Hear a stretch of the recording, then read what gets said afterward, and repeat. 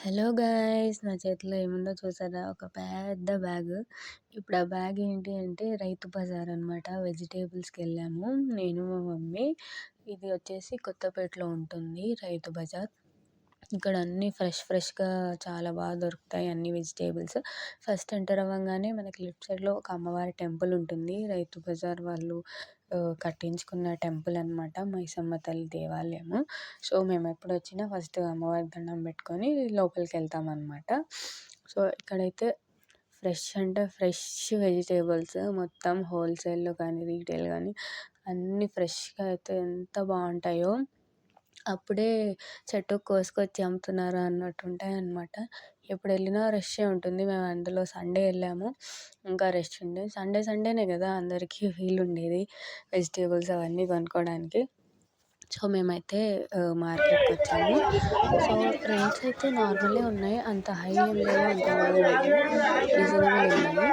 అన్నీ ఫ్రెష్‌గా ఉన్నాయి. చాలా బాగున్నాయన్నమాట.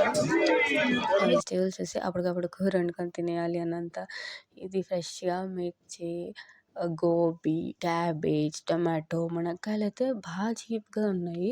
చాలా బాగున్నాయి. ఇంకా మా మమ్మీ గాజర్ తీసుకుంటుందనమాట హల్వా చేసుకుంటా అనేది. అండ్ బఠానీ కూడా అది ఒలుచుకొని స్టోర్ చేసుకోవచ్చు కదా! ఏకంగా కిలో తీసేసుకుంది. ఇక్కడ చూసారా పండు మిరపళ్ళు చూస్తుంటే ఎంత బాగుంది కదా! అంత కారంగానే ఉంటుంది. ఎర్రగా భలే ఉన్నాయి. పండు మిరపళ్ళు పచ్చడి చేసుకుంటే అదిరిపోతుందనమాట. ఇక్కడ వంకాయ చూస్తే ఇంకా టెంప్టింగ్. నల్ల వంకాయ, తెల్ల వంకాయ అనమాట. 2 అయితే చాలా బాగున్నాయి. ఒక్క పుచ్చు కూడా లేదు. చాలా బాగున్నాయి. ఇంకా మమ్మీ 2 మిక్స్డ్‌లో తీసుకుందనమాట.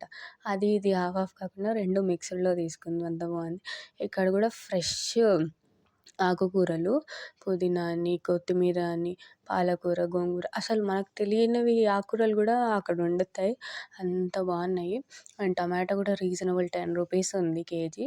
ఇంకా అవన్నీ తీసేసుకొని ఇంకా లాస్ట్ అయితే దేవుడికి పూలు తీసుకోవాలి అని చెప్పేసి దేవుడికి పూలు కూడా తీసుకున్నామన్నమాట. ఇక్కడ పూలు తీసుకొని ఇంకా ఇంటికైతే బయలుదేరిపోయాం. ఇంకా ఇవన్నీ ఫ్రిడ్జ్‌లో